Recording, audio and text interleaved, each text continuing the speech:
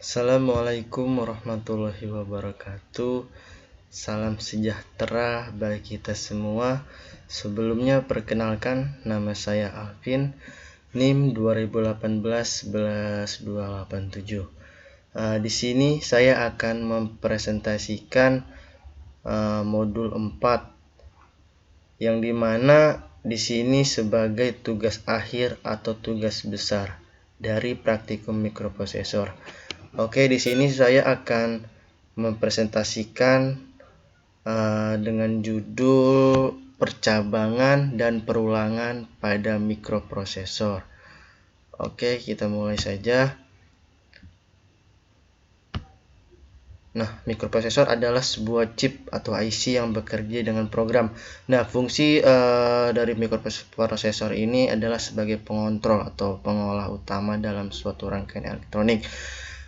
Mikroprosesor ini terbuat dari transistor mini dan sirkuit lainnya di atas sebuah sirkuit terintegrasi semikonduktor. Di modul ini juga terdapat 3 tujuan. Yang satu adalah memahami perintah dan proses operasi percabangan pada mikroprosesor.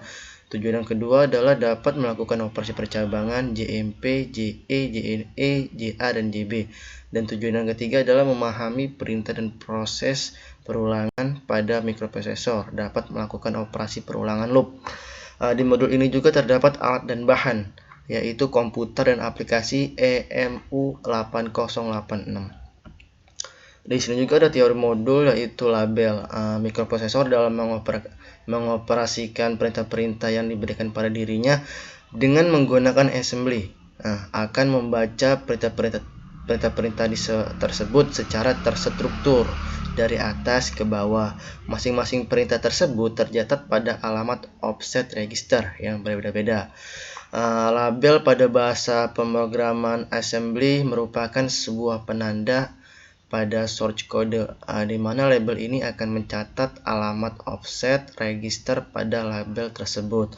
Nah, alamat offset register ini nantinya bisa diambil nilainya dengan memanggil label tersebut, meminta program mengeksekusi untuk kembali ke alamat yang terisi pada label, akan mengembalikan instruksi pointer untuk menjalankan instruksi pada alamat label, dan dilanjutkan menjalankan instruksi di bawah label tersebut.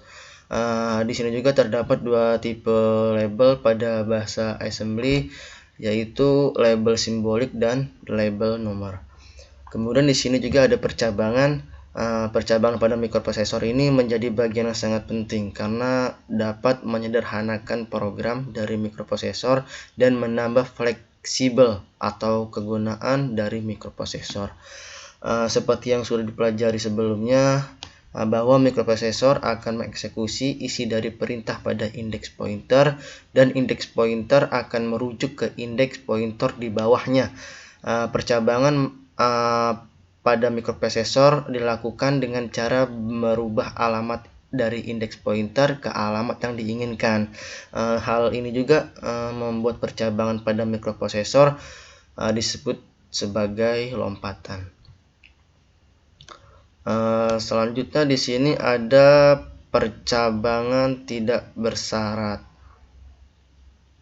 Percabangan tidak bersyarat adalah percabangan yang dilakukan tanpa melihat isi dari penanda atau flag apapun pada saat melakukan lompatan ke alamat yang diberikan. Terus di sini juga ada percabangan bersyarat atau conditional branch, di mana percabangan bersyarat adalah lompatan yang dilakukan jika sebuah kondisi tertentu dipenuhi. Nah, pada mikroprosesor 8086 percabangan tidak bersyarat dapat dilakukan dengan instruksi JMP. Sedangkan percabangan bersyarat dapat dilakukan dengan mempertimbangkan dengan beberapa kondisi penanda, di mana isi penanda akan berubah nilainya dengan perintah CMP, yaitu compare. Oke, next, selanjutnya di sini juga ada perintah JMP. Di mana perintah JMP ini digunakan untuk melompat menuju alamat label. Yang digunakan yang ditunjukkan oleh perintah JMP, dan di sini juga ada sinteksnya, yaitu JMP label tujuan. Tujuannya dapat berupa label seperti yang digunakan pada sinteks ini. Perintah JMP yang digunakan pada materi sebelumnya biasanya dimaksudkan agar melewati tempat data program. Karena jika tidak ada perintah JMP, ini akan maka data program akan ikut dieksekusi, sehingga kemungkinan besar akan menyebabkan program menjadi hang. Perintah JMP ini dikategorikan sebagai unconditional branch, yaitu perintah ini tidak menyeleksi keadaan apapun untuk melakukan suatu lompatan. Setiap ditemui perintah ini, maka lompatan pasti dilakukan. Terus di sini juga ada membandingkan dengan CMP, di mana perintah ini compare ya. Terus ini juga digunakan untuk membandingkan dua buah operan dengan sinteks CMP operan 1, operan 2. CMP akan membandingkan operan 1 dengan operan 2 dengan cara mengurangkan operan 1 dengan operan 2. CMP ini tidak mempengaruhi nilai operan 1 dan operan 2. Perintah CMP hanya akan mempengaruhi flag register sebagai hasil perbandingan. Dan juga perlu Anda ingat bahwa CMP tidak dapat membandingkan antara dua lokasi memori. Dan di sini juga ada flag-flag yang terpengaruh oleh perintah CMP. Di sini juga ada OF akan 1 jika operan 1 lebih kecil dari operan 2 pada operasi bilangan bertanda. Dan yang kedua, SF akan 1 jika operan 1 lebih kecil dari operan 2 pada register bilangan bertanda.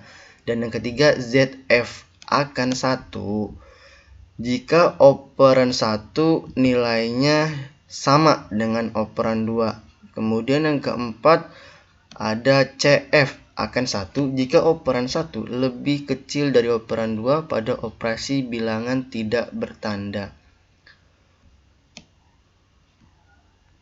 Oke, next, selanjutnya di sini ada lompat yang mengikuti CMP. Perintah CMP yang hanya mempengaruhi flag register biasanya diikuti dengan perintah lompat yang melihat keadaan pada flag register di atas. Jenis perintah lompat yang biasanya mengikuti perintah CMP ini terdapat 12 buah seperti pada tabel ini nih. Di mana di sini ada perintah lompat JA atau jump if above. Dalam kondisi lompat jika operan 1 lebih besar dari operan 2 untuk bilangan tidak bertanda. Dan perintah lompat JG yaitu jump if greater. Lompat jika operan 1 lebih besar dari operan 2 untuk bilangan bertanda. Kemudian ada JE atau jump if equal, lompat jika operan 1 sama dengan operan 2.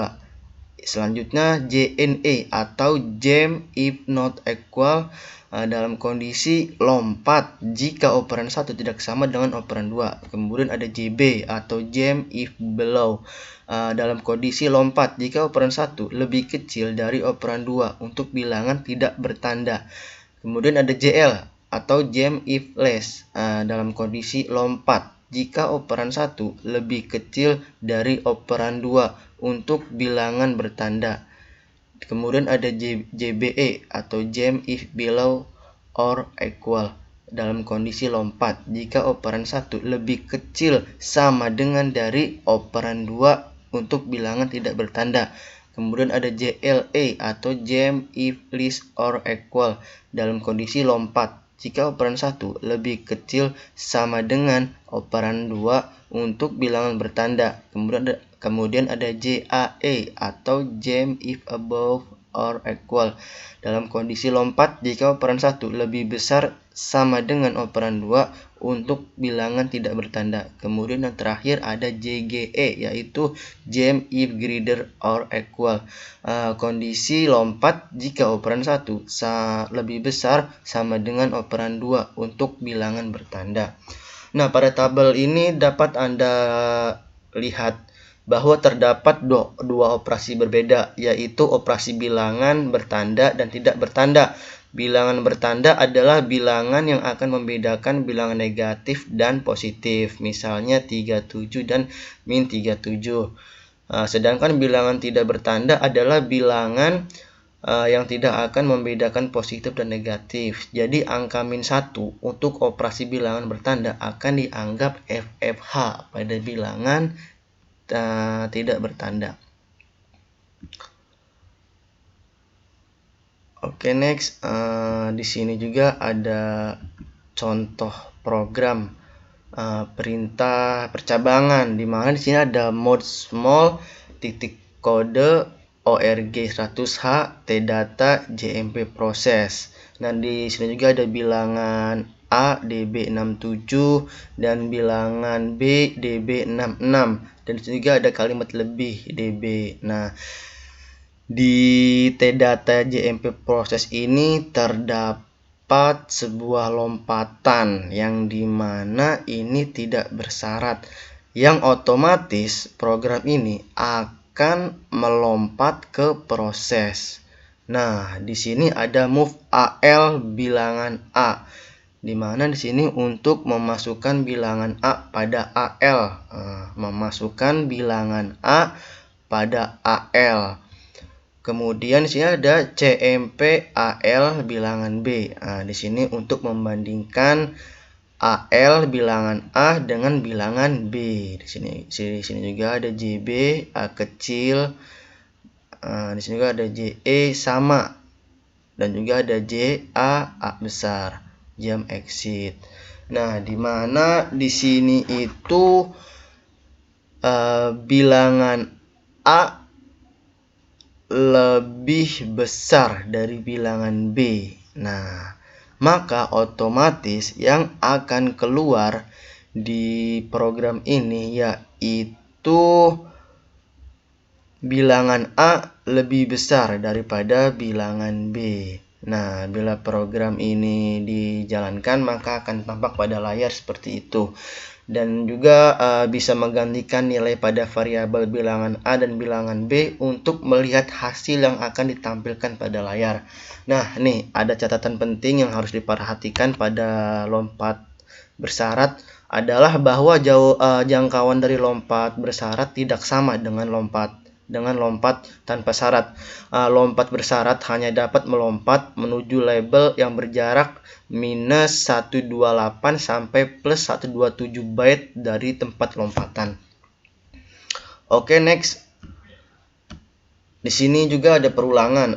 Perulangan pada mikroprosesor sangat diperlukan untuk menjadi bagian penting, karena dengan perulangan ini akan meminimalisir proses penulisan program dan meminimalisir pemakaian memori yang terlalu banyak dalam menulis program. Dalam melakukan sebaiknya dalam melakukan proses perulangan adalah harus sangat hati-hati agar tidak terjadi perulangan tidak berhingga atau perulangan yang menyebabkan bertumpuknya nilai memori yang tidak perlu. Nah, di sini juga ada beberapa cara ya dalam melakukan perulangan yang harus diperhatikan lah. Di sini juga ada yang satu itu kapan atau kondisi apa yang menyebabkan perulangan itu akan berakhir, dan kemudian ada berapa banyak perulangan yang diinginkan. Kemudian juga ada register apa saja yang terpengaruh pada saat perulangan dilakukan. Oke.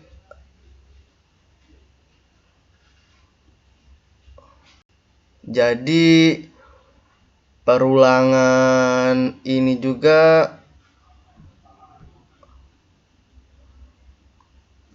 ada perintah loop, di mana perintah loop digunakan untuk melakukan suatu proses yang berulang-ulang. Dan di sini juga ada sinteksnya, yaitu loop label underscore tujuan.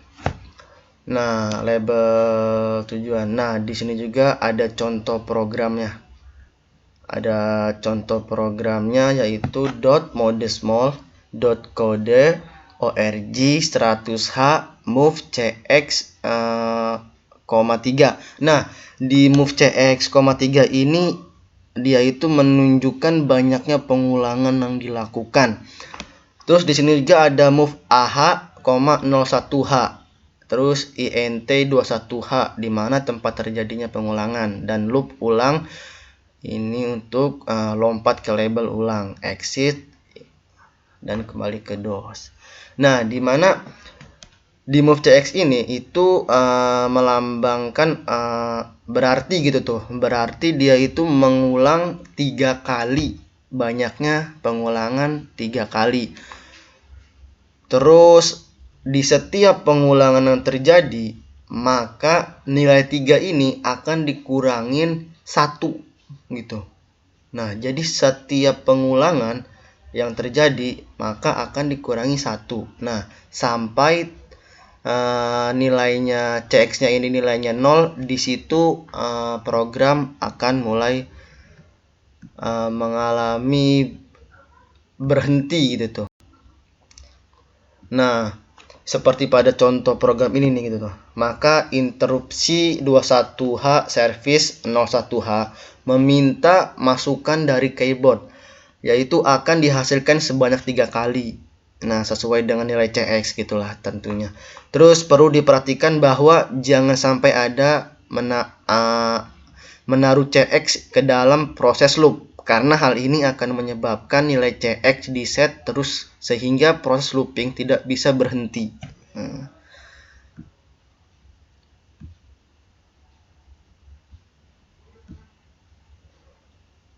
Nah, di sini juga ada perintah loop.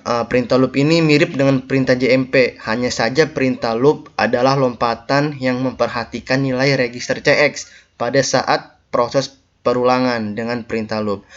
Register CX memegang suatu peranan yang khusus di mana register ini dijadikan sebagai counter atau penghitung terhadap banyaknya perulangan atau looping yang boleh terjadi. Setiap ditemui perintah loop, maka register CX akan dikurangi dengan 1 terlebih dahulu. Kemudian akan dilihat apakah CX sudah mencapai 0. Nah, maka proses looping akan selesai bila nilai pada register CX mencapai 0. Nah, di sini juga ada trik nih. Bila Anda menetapkan nilai CX menjadi 0 pada saat pertama kali sebelum dilakukan loop, maka Anda akan mendapatkan proses looping yang terbanyak. Hal ini dikarenakan pengurangan 0 dengan 1 akan menghasilkan nilai F. Contohnya di sini ada move cx, 00. Ulang looping. Nah, jadi di sini itu akan mengalami perulangan yang tidak terhingga, maka terjadilah penumpukan. Oke, next. Terima kasih. Cukup sampai di sini. Segala kekurangannya atau salah-salah kata mohon dimaafkan.